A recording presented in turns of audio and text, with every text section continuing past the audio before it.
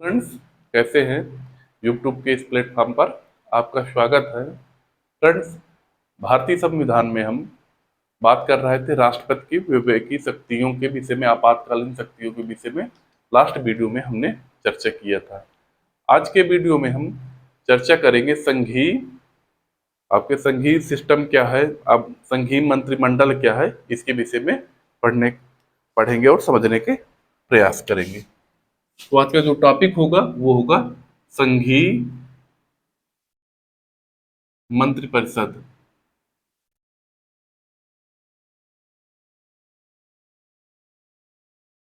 आपको पता है, ये भारतीय संविधान के भाग 5 की हम चर्चा कर रहे हैं। तो फ्रेंड्स, संघीय मंत्रिपरिषद में हम बात करेंगे प्रधानमंत्री की। टॉपिक जो होगा वो होगा प्रधानमंत्री के, क्योंकि जो सेंट्रल का जो सिस्टम होता हो मेन तो हो गया आपके प्रधानमंत्री ही। तो इनकी नियुक्ति के विषय में हम समझने का प्रयास करते हैं। तो देखिए, भारतीय संविधान के अनुच्छेद 75 में आर्टिकल जो है, आर्टिकल 75 में ये कहा गया है कि प्रधानमंत्री की नियुक्ति राष्ट्रपति करेगा। यानी प्रधानमंत्री की नियुक्ति कौन करेगा? राष्ट्रपति करेगा। लेकिन याद रखिएगा, राष्ट्रपति की ये जो शक्ति है 75 के 1 में कहा गया है कि राष्ट्रपति की जो शक्ति है वो क्या है? उसकी विवेकी शक्ति नहीं। अर्थात ये कह सकते हैं कि राष्ट्रपति अपने मन से, भाई पावर तो दिया गया है, अनुच्छेद 75 में कहा गया है कि राष्ट्रपति प्रधानमंत्री की नियुक्ति करेगा, मंत्रिपरिषद की नियुक्ति करेगा। और 75 के 1 में ये कहा गया है जो प्रधानमंत्री की नियुक्ति होगी उसमें ये कहा गया है कि इसकी जो राष्ट्रपति की जो पावर है ये उसके विवेकी पर, यानी उसके विवेक पर निर्भर नहीं करता। अर्थात ये प्रधानमंत्री उसी व्यक्ति को नियुक्त करेगा जो बहुमत दल का नेता होगा। ठीक है ना? यानी किसी को मनचाहा नहीं नियुक्त कर सकता। नियुक्त किसे करेगा? जो बहुमत दल के नेता को ही नियुक्त करेगा, बहुमत दल के नेता को। अब फ्रेंड्स, हम बात करेंगे मंत्रिपरिषद का आकार के विषय पढ़ लेते हैं। मंत्रिपरिषद का आकार, क्योंकि ये क्वेश्चन यहां से बने हैं। देखिए, प्रारंभ में कोई आकार निश्चित नहीं था। यानी आकार का मतलब ये हो गया कितने मंत्रिमंडल में सदस्य हो सकते हैं, इसका कोई एक निश्चित संख्या नहीं थी। किंतु 91वां संविधान संशोधन 2003 में, याद रखिए कि 91वां संविधान संशोधन 2003 में 75 अनुच्छेद 75 के 1 में का जोड़ा गया। ठीक है, जिसमें से ये कहा गया कि प्रधानमंत्री सहित कुल जो, जैसे लोकसभा के सदस्यों का 75% मंत्रिमंडल में यानी मंत्रिपरिषद में शामिल हो सकते हैं। फिर से एक बार समझते हैं, प्रधानमंत्री सहित, पहले तो यह याद रखिएगा, प्रधानमंत्री सहित आपका कुल सदस्यों की संख्या का 15%, संसद सदस्यों की संख्या का 15% आपके मंत्री परिषद में शामिल हो सकते हैं। अर्थात मान लेते हैं यदि लोकसभा की सीटें हैं आपके 100 जो सदस्य हैं, इनमें अब इनका कितना हो सकता है? 15% ही मंत्रिमंडल में शामिल हो सकते हैं, प्रधानमंत्री सहित। आगे हम बात करते हैं फ्रेंड्स, संविधान के अनुच्छेद 75 के 5 में कहा गया है कि मंत्रिपरिषद, वो व्यक्ति बनेगा मंत्रिपरिषद में शामिल होने के लिए अनिवार्य है कि वह संसद के सदस्य हो। ठीक है, यदि संसद का सदस्य नहीं है, ये चाहे लोकसभा, जैसे किसी भी व्यक्ति को मंत्री बनाया जा रहा है, तो यह अनिवार्य होता है कि वो चाहे राज्यसभा का हो सदस्य या लोकसभा का हो, वो संसद सदस्य होना अनिवार्य है। बाय द वे, वो संसद सदस्य नहीं है तो उसे 6 माह के अंदर उसे चुन के आना या मनोनीत होना, यानी कुल मिला के संसद का सदस्य होना चाहिए। यदि नहीं है तो 6 माह के अंदर उसे बनना, यदि मंत्रिपरिषद ग्रहण कर रहा है आगे चल के बन रहा पूरा, तो उसे 6 माह के अंदर ये सिद्ध होना चाहिए, सिद्ध करना पड़ेगा कि वो संसद के, चाहे लोकसभा को चाहे राज्यसभा का सदस्य है, चाहे मनोनीत करके हो चाहे चुनकर आए, किन्हीं भी कोई भी परिस्थितियां हो सकती हैं। तो यह अनिवार्य है कि मंत्रिपरिषद में, यानी मंत्री बने रहने के लिए अनिवार्य है कि 6 माह के अंदर वह संसद सदस्य हो। आगे फ्रेंड्स हम बात करते हैं उप प्रधानमंत्री पद की। थोड़ा सा एक पॉइंट और यहां से समझते हैं। देखिए, खूब ये क्वेश्चन पूछा जाता है, मंत्रि परिषद किसके प्रति उत्तरदायी होती है, और यदि बात करें कि व्यक्तिगत मंत्री जो होता है वो या सदस्य जो होगा वो किसके प्रति उत्तरदायी होगा।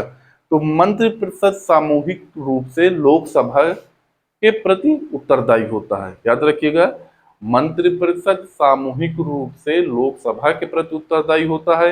यदि हम बात करते हैं अकेले के, तो वो संसद के प्रति उत्तरदायी होता है। यदि कोई अकेला व्यक्ति है, उसके कार्य, जैसे सामूहिक रूप से सब आ जाएंगे तो हो गए लोकसभा के प्रति उत्तरदायी होंगे, और अकेला कोई व्यक्ति है वो किसके प्रति उत्तरदायी होगा, वो होगा संसद के प्रति उत्तरदायी होगा। तो ये पॉइंट दोनों याद रखिएगा, मंत्रिपरिषद सामूहिक रूप से किसके प्रति उत्तरदायी होता है, वो होगा लोकसभा के प्रति।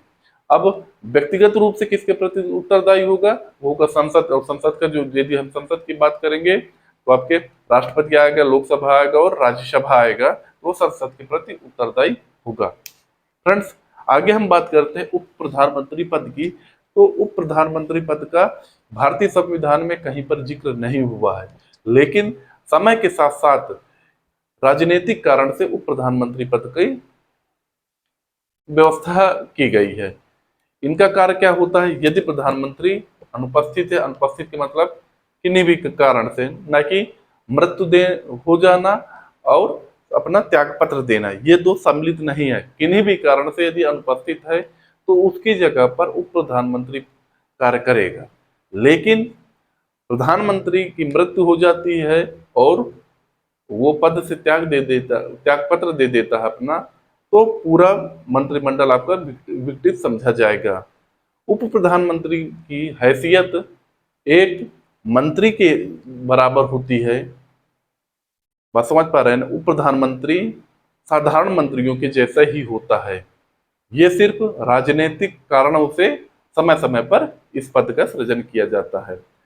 अब हम बात करेंगे फ्रेंड्स भारत के महान न्यायवादी के विषय में।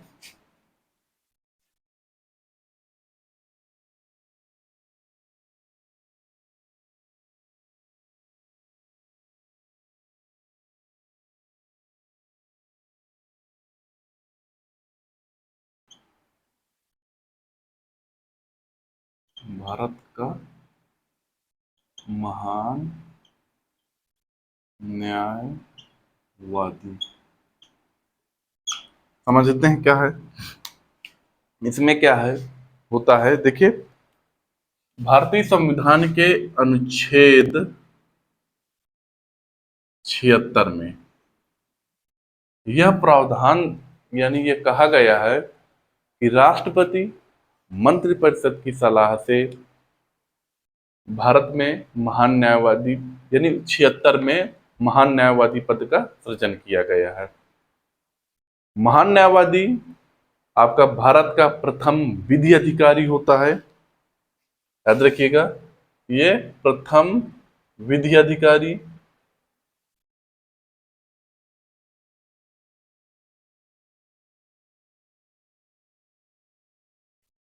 जो भारत सरकार को आपके विधि संबंधी मामलों की जानकारी देता है या उसको सलाह देता है।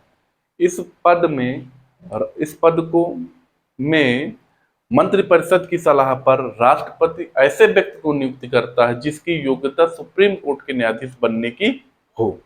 यानी ये कंडीशन है कि भारत का महान न्यायवादी की योग्यता क्या है कि वो सुप्रीम कोर्ट का न्यायाधीश बनने की योग्यता रखता हो। मंत्रि मंत्रिपरिषद की सलाह पर राष्ट्रपति ऐसे व्यक्ति को नियुक्त करता है जो सुप्रीम कोर्ट की, उसकी यानी योग्यता हो कि सुप्रीम कोर्ट का न्यायाधीश बन सके। अब सुप्रीम कोर्ट के न्यायाधीश की योग्यता क्या है, जब हम पढ़ेंगे सुप्रीम कोर्ट के विषय में तो हम उसमें जानकारी करेंगे। तो बस यहाँ पर इतना याद रखिएगा कि महान न्यायवादी पद में वही व्यक्ति नियुक्त हो सकता है जो सुप्रीम कोर्ट के न्यायाधीश बनने की क्षमता रखता हो। आगे बात करते हैं। आपका यह भारत का प्रथम विधि अधिकारी होता है जो विधि संबंधी जानकारी सलाह के लिए भारत सरकार नियुक्त करती है, यानी भारत सरकार को ये विधि संबंधी जानकारी प्रदान करता है। फिर इसके आगे हम बात करेंगे फ्रेंड्स कि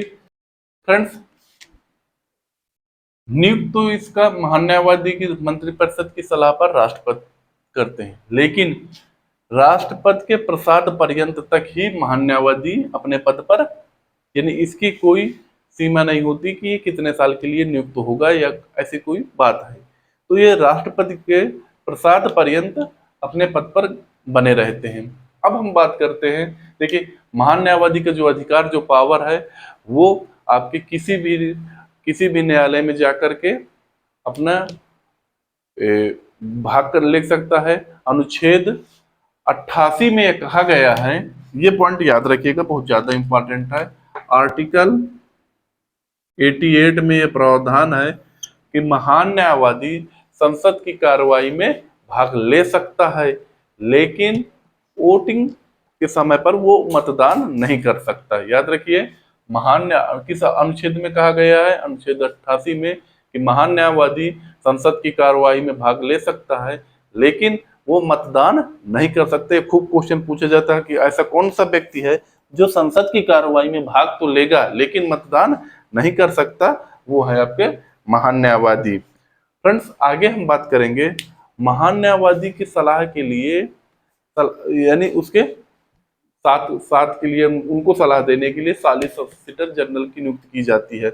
सॉलिसिटर जनरल क्या देखिए, महान न्यायवादी पद एक संवैधानिक पद है, ठीक है, लेकिन सॉलिसिटर जनरल पद एक संवैधानिक पद नहीं, उसकी सहायता के लिए नियुक्त किया जाता है दो सॉलिसिटर जनरल। तो बात समझ पा रहे हैं ना, महान न्यायवादी पद आपका एक संवैधानिक पद है, इसकी सहायता के लिए सॉलिसिटर जनरलों की नियुक्ति की जाती है। ये आपका, जबकि वो सॉलिसिटर जनरल संवैधानिक पद पर नहीं होते हैं, यानी वो संवैधानिक पद नहीं है। फ्रेंड्स, आगे हम बात करेंगे आपके लोकसभा के संघीय विधायिका या संसद के बारे में पढ़ने का प्रयास करेंगे। इसमें से अभी हम जो पढ़े, पहले ये पढ़ने से पहले शॉर्ट में इसको पुनः रिवाइज कर लेते हैं। देखिए, हमने अभी आपको क्या क्या बताया, आपको मंत्रिपरिषद की नियुक्ति के विषय में बताया, जिसमें से आपके मंत्रिपरिषद की नियुक्ति राष्ट्रपति करेगा और प्रधानमंत्री की नियुक्ति आपके राष्ट्रपति द्वारा बहुमत दल के नेता के रूप में जो होगा उसको नियुक्त करेगा। उप प्रधानमंत्री पद का आपको बताया, इसका कोई भी संविधान में उल्लेख नहीं है। फिर हमने आपको अभी बताया कि आपका मंत्रिपरिषद के सदस्यों की संख्या कितनी हो सकती है। पहले संविधान में कोई जिक्र नहीं था, लेकिन 91वें संविधान संशोधन 2003 में यह प्रावधान किया गया कि 15% से अधिक मंत्रिपरिषद नियुक्त नहीं हो सकते। फिर हमने आपको बताया महान न्यायवादी के विषय में, संविधान के अनुच्छेद 76 में महान न्यायवादी पद का सृजन किया गया है, जिसमें जो भारत का प्रथम विधि अधिकारी होता है, कानूनी संबंधी समस्त सलाहकार या आपका निर्देशन भारत सरकार के इसी के नेतृत्व में होते हैं। दूसरा, इसकी नियुक्ति मंत्रिपरिषद की सलाह पर राष्ट्रपति करते हैं, लेकिन यह राष्ट्रपति के प्रसाद पर्यंत तक ही अपने पद पर बना रहता है। आगे हमने बताया था कि महान न्यायवादी पद आपके किसी भी न्यायालय में जाकर के अपनी वकालत कर सकता है या भाग ले सकता है। आगे, संसद के किसी भी सदन में, संसद की कार्रवाई में ये भाग ले सकता है, लेकिन मतदान का इसे अधिकार नहीं दिया गया है। महान न्यायवादी को इसकी सहायता के लिए दो सॉलिसिटर जनरलों की नियुक्ति की गई है जो इसकी सहायता करते हैं। यह संवैधानिक नहीं होते हैं। फ्रेंड्स, आगे हम बात करेंगे संघीय कार्यपालिका की या विधायिका की, जिसमें हम पढ़ेंगे संसद के विषय में जानकारी करेंगे।